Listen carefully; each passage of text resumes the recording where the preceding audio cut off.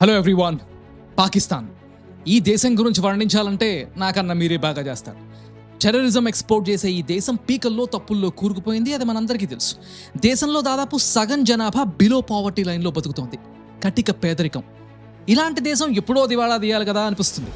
కానీ అలా జరగనివ్వరు. ప్రతిసారి ఐఎంఎఫ్ కానీ, సౌదీ అరేబియా కానీ, చైనా లేదా ఇంకో దేశం కానీ వచ్చి పాకిస్తాన్కి హెల్ప్ చేస్తూ ఉంటాయి.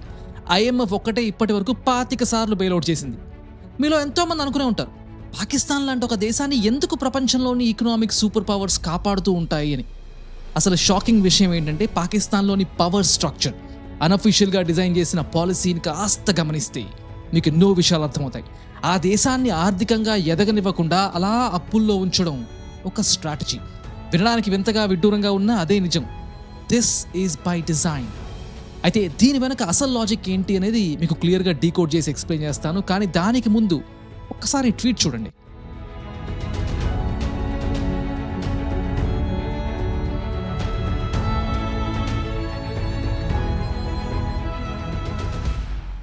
ఈ ట్వీట్ చేసింది Michael Rubin, American enterprise institute అనే ఒక టాప్ థింక్ ట్యాంక్లో సీనియర్ ఫెలో.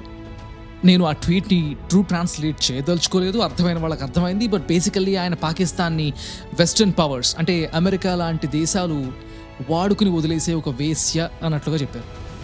ఇప్పుడు ఇది చూడండి. और मैं आपको किस तरह ये बात बताऊं कि किस तरीके से हमने उन दोस्त ममालिक को जाकर कर्ज़े लेने के लिए उनके दरख्वास्तें दी, लेकिन आप जानते हैं कि जो कर्ज़ लेने जाता है उसका सर झुका हुआ होता है. मैं भी और खामोशी के साथ फील्ड मार्शल हम कई ममालिक में गए और उनसे कहा कि आप इतने बिलियन डॉलर्स दे दें, आप इतने बिलियन डॉलर्स दे दें. लेकिन आप जानते हैं कि जब कोई किसी से मांगने जाता है तो अपनी इज़्ज़त नफ्स के ऊपर वो उसकी कीमत उसको चुकानी पड़ती है, कॉम्प्रोमाइज़ करना पड़ता है. అది పాకిస్తాన్ ప్రైమ్ మినిస్టర్ కొన్ని రోజుల క్రితం ఆయన చెప్పేది ఏంటంటే, తాను ఫీల్డ్ మార్షల్ ఆసిమ్ మునీర్ ప్రతి దేశానికి వెళ్ళి డబ్బు అడుక్కోవాల్సిన పరిస్థితి అని. నా చిన్నప్పుడు చదువుకున్నాను, Cuba is the sugar bowl of the world అని అంటారు. అలాగే Pakistan is the begging bowl of the world అని నేను అంటాను. అయితే ఒకటి, ఇది ప్రతి ఒక్కళ్ళు చెప్పేదే, పాకిస్తాన్ దివాళా తీస్తోంది, పాకిస్తాన్ అప్పుల్లో కూరుకుపోయింది, పాకిస్తాన్ టెర్రరిజంని ఎక్స్పోర్ట్ చేస్తుంది, టెర్రరిస్టులకు ఫండింగ్ ఇస్తుంది, పాకిస్తాన్ ఎకానమీ ఫ్రీ ఫాల్లో ఉంది అని ప్రతి ఒక్కళ్ళు చెప్తారు. కానీ పాకిస్తాన్ ఎందుకు ఈ స్థితికి చేరుకుందో ఎవడో చెప్పడు. మన తెలుగులో కూడా పాకిస్తాన్ను తిడుతూ వీడియోలు చేయడం, వంకాయ మునీర్, టెంకాయ షరీఫ్ అంటే ఏదో పిచ్చి వీడియోస్ చేసేవాళ్లే తప్ప ఇన్ డెప్త్ అనాలిసిస్ ఎవరూ చేయట్లేదు.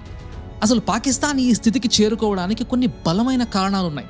ఇన్ఫ్యాక్ట్ పాకిస్తాన్ ఆర్థికంగా ఎదగకుండా కావాలనే అలా ఉంచుతున్నారు. పాకిస్తాన్ పూర్తిగా దివాలా తీయకుండా ఎప్పటికప్పుడు అప్పులు ఇస్తూ అలా ఒక లో ఎకనామిక్ స్టేటస్లో ఉంచడం ఒక స్ట్రాటజీ. ఈ ఎపిసోడ్లో అదే ఎక్స్ప్లెయిన్ చేస్తాను. నమస్తే, నా పేరు వెంకట్రామన్. ప్రపంచంలో పవర్ఫుల్ ఎకానమీస్ అయిన ప్రతి దేశం నుంచి అప్పు తీసుకుంటుంది పాకిస్తాన్. అలాగే ఐఎంఎఫ్, వరల్డ్ బ్యాంక్ లాంటి ఆర్గనైజేషన్స్ నుంచి కూడా. లిస్ట్ చూడండి: Saudi Arabia, United Arab Emirates, China, European and western super powers, international commercial banks, global bond markets.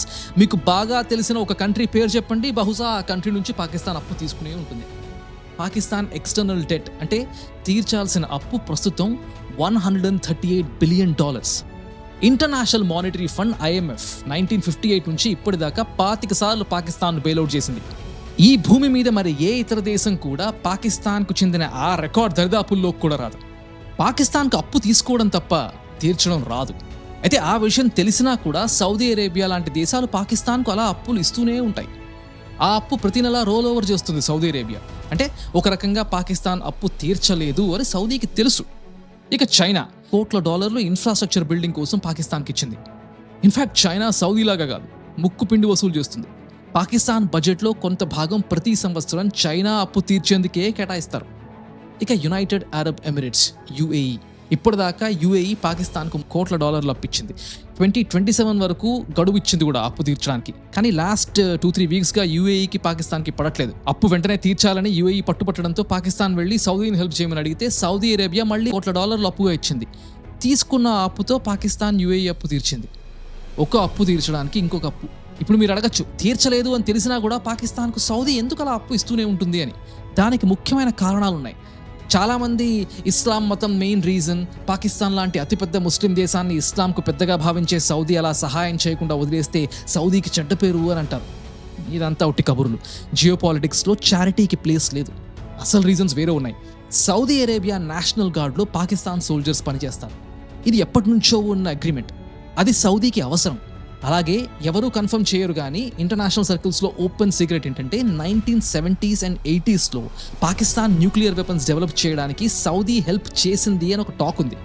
ఎందుకంటే మిడిల్ ఈస్ట్లో సౌదీ అరేబియాకు మెయిన్ ఎనిమీ ఇరాన్. 1970sలో సౌదీ ఆలోచన ఏంటంటే ఒకవేళ ఇరాన్ కనుక ఫ్యూచర్లో న్యూక్లియర్ వెపన్ తయారు చేసుకుంటే మనకి పాకిస్తాన్ అణ్వాయుధాలు పనికొస్తాయి అని సౌదీ ఆలోచన చేసింది. అందుకే పాకిస్తాన్కు హెల్ప్ చేస్తూ ఉంటుంది అని అంటారు. అది కాకుండా Pakistan and Iran border share చేసుకుంటాయి. ఒకవేళ సౌదీ సహాయం చేయకపోతే ఇరాన్ పాకిస్తాన్ తమ వైపు తిప్పుకునే అవకాశం ఉంది అని సౌదీకి ఉన్న మరొక చిన్న ఆలోచన.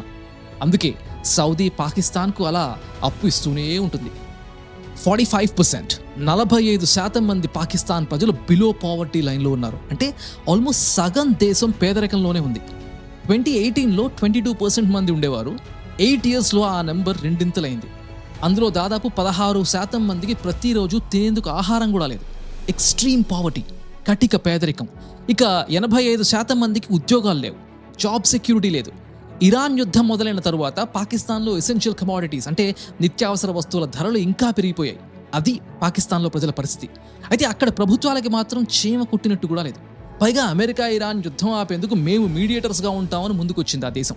కోర్స్ అమెరికా చెప్తేనే అనుకోండి, మళ్ళమన్నమాట. పాకిస్తాన్కు వేరే ఆప్షన్ ఏమైనా ఉందా? అమెరికాకు నో చెప్పే అంత సీన్ ఉందా? ఆన్సర్ మనందరికీ తెలుసు. అందుకే ఎపిసోడ్ మొదట్లో మాట్లాడుకున్నాం కదా మైకెల్ రూబిన్ ట్వీట్ గురించి, పాకిస్తాన్ను వాడుకుని వదిలేస్తుంది అమెరికా అని.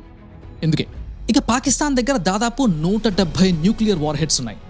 భారత్, ఆఫ్ఘనిస్తాన్, చైనా, ఇరాన్తో బార్డర్ షేర్ చేసుకుంటుంది పాకిస్తాన్. ఇక పాకిస్తాన్ ఐఎస్ఐతో లింక్ లేని టెర్రరిస్ట్ ఆర్గనైజేషన్ లేదు.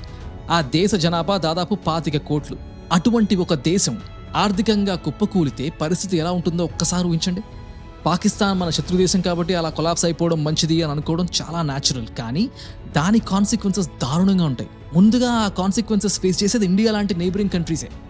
అమెరికన్ కాంగ్రెషనల్ రీసెర్చ్ సర్వీస్ ఒక రిపోర్ట్ తయారు చేసింది. అందులో ఇదే విషయం క్లియర్గా మెన్షన్ చేశారు. ఒకవేళ పాకిస్తాన్ గనక దివాళా తీస్తే ఆ దేశ ఆర్మ్డ్ ఫోర్సెస్లోని ఇంటర్నల్ యూనిటీ దెబ్బతింటుంది. అదే జరిగితే పాకిస్తాన్ను నడిపించే ఆర్మీ బలహీనపడి వాళ్ళు పెంచి పోషించిన ఉగ్రవాద సంస్థలు బలపడతాయి. అణ్వాయుధాలు వాళ్ళ చేతుల్లోకి వెళ్లే ప్రమాదం ఉంది. ఉగ్రవాదులకు అణ్వాయుధాలు లభిస్తే ఏమవుతుందో నేను స్పెషల్గా ఎక్స్ప్లెయిన్ చేయక్కర్లేదు. అందుకే ప్రపంచ దేశాలు పాకిస్తాన్ను పూర్తిగా దివాళా తీయకుండా అలా కాపాడుతూ ఉంటాయి. ఈ దేశాలకు పాకిస్తాన్ మీద, అక్కడ ప్రభుత్వం మీద ఎటువంటి ప్రేమ లేదు. పాకిస్తాన్కు సహాయం చేసే $1,00,00,000 ఆ దేశంలోని పరిస్థితులను మార్చేస్తాయని కూడా కాదు. దివాళా తీసిన పాకిస్తాన్ సరైన వ్యవస్థ లేని పాకిస్తాన్ కన్నా ప్రస్తుత సిస్టమ్ బెటర్ అని అన్ని దేశాల ఫీలింగ్. పూర్తిగా కొలాప్స్ అయిన రోగ్ పాకిస్తాన్ను కంట్రోల్ చేయలేం. అది చాలా డేంజరస్ అని ప్రపంచం అనుకుంటుంది. కాబట్టి అది జరగకుండా ఉండేందుకు అన్ని దేశాలు ఎంత సహాయమైనా చేస్తాయి అన్న విషయాన్ని పాకిస్తాన్ ఆర్మీ ఎన్నో దశాబ్దాల క్రితమే గ్రహించింది. సో పాకిస్తాన్ ఆర్మీకి అదొక వరం. ఎందుకంటే బూచోడ్ని చూపించి పిల్లలకు అన్నం పెట్టినట్లు ప్రమాదాన్ని చూపించి $1,000 కోట్ల అప్పు తీసుకుంటుంది పాకిస్తాన్ ఆర్మీ. అటువంటి ఈకనామిక్ సిస్టమ్ను తయారు చేసింది పాకిస్తాన్ ఆర్మీ.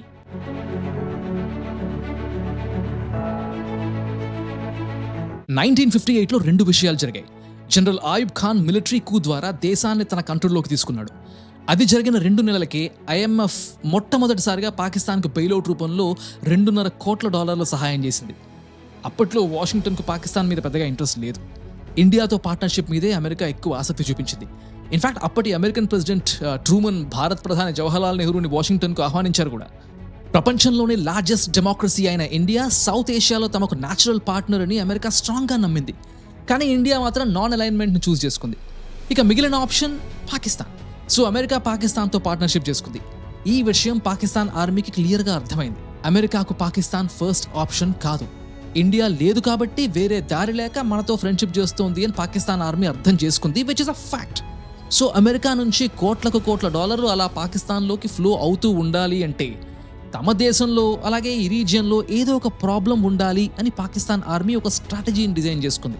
అదే టైంలో ఆ ప్రాబ్లమ్స్ ఎప్పటికీ సాల్వ్ అవ్వకూడదు అన్నది కూడా ఆ స్ట్రాటజీలో భాగమే. ఎందుకంటే ప్రాబ్లమ్ సాల్వ్ అయిపోతే డబ్బులు రావు.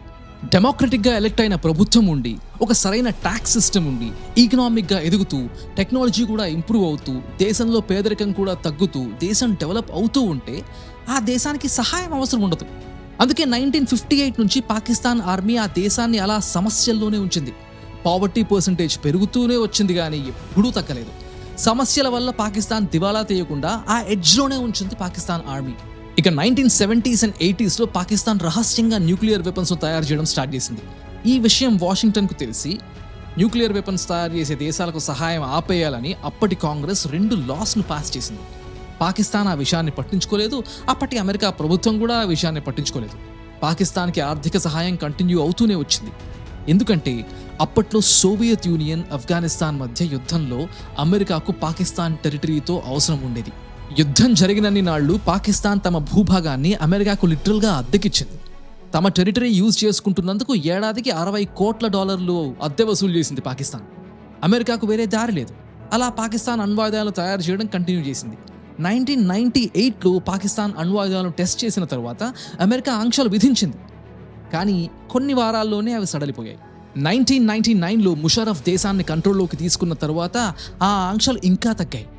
September 11th twin tower attacks తర్వాత పాకిస్తాన్ మీద ఉన్న అన్ని ఆంక్షలు ఒక్క రోజులో తొలగిపోయాయి.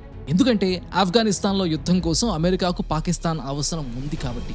గత 4 దశాబ్దాలుగా అమెరికాలో 6 ప్రభుత్వాలు మారాయి. ప్రతిసారి అదే ప్యాటర్న్. పాకిస్తాన్ ఏదో చేయకూడని పని చేస్తుంది, శాంక్షన్స్ వస్తాయి, వెంటనే తొలగిపోతాయి. Same pattern. ఎందుకంటే న్యూక్లియర్ వెపన్స్ ఉన్న పాకిస్తాన్ను అలా వదిలేయలేము అన్న విషయం తెలుసు కాబట్టి.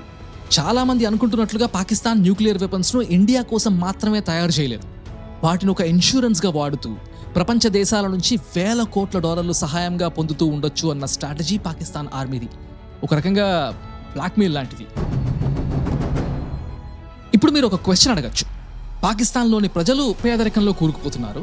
ఆ దేశం ఎకనామికల్లీ ఆల్మోస్ట్ కొలాప్స్ అయ్యే పొజిషన్లో ఉంది.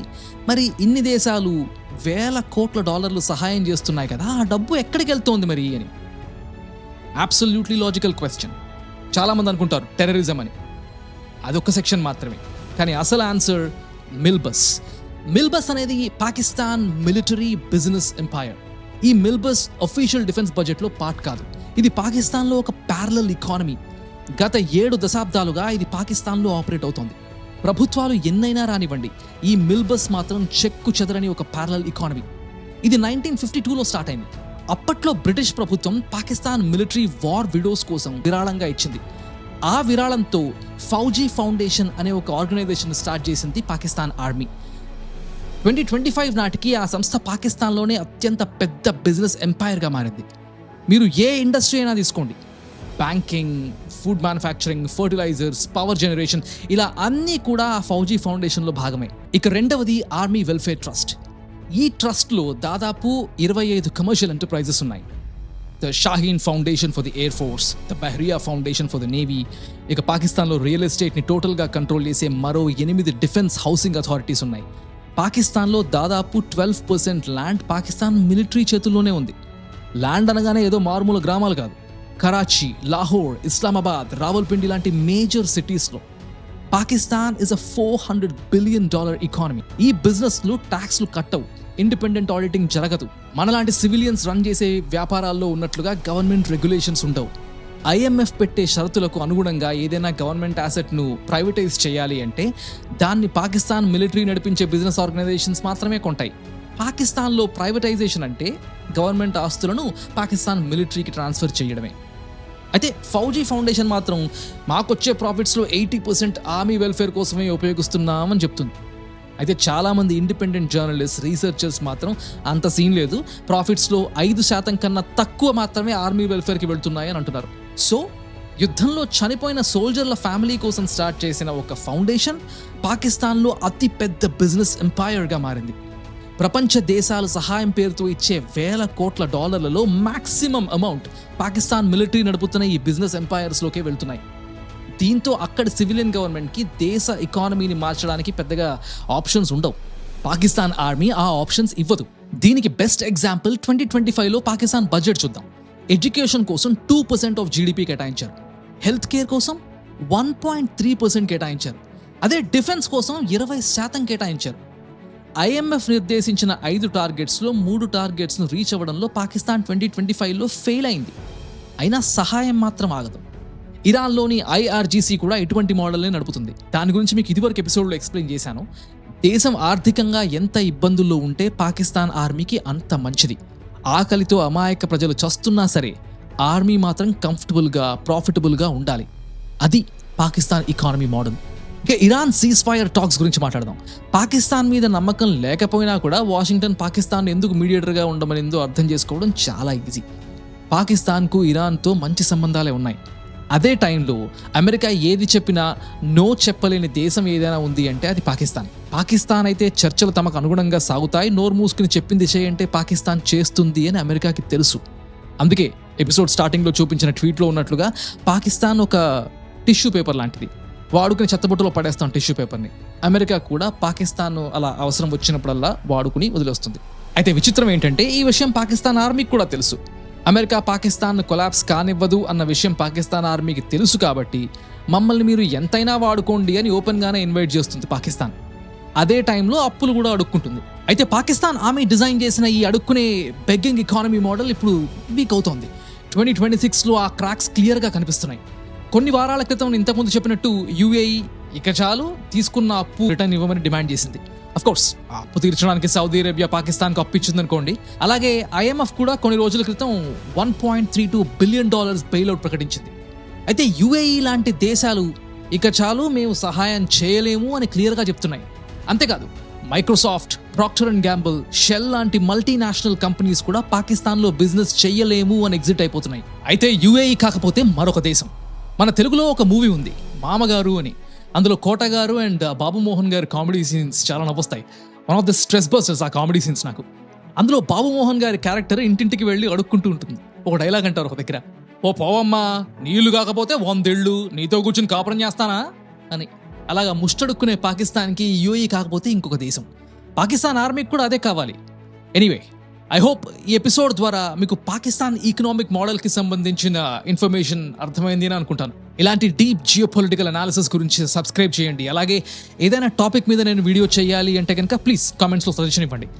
ఆల్సో మీలో ఎవరైనా లేదా మీకు తెలిసిన వాళ్ళు కానీ UPSC లాంటి కంపారిటివ్ ఎగ్జామ్స్ ప్రిపేర్ అవుతున్నట్లయితే వాళ్ళకి నా ఛానల్ సజెస్ట్ చేయండి. ఎందుకంటే ఇంటర్వ్యూస్లో వాళ్ళకి ఈ ఇన్ఫర్మేషన్, ఈ అనాలిసిస్ చాలా బాగా ఉపయోగపడుతుంది. Thanks for watching. I'll see you in the next episode.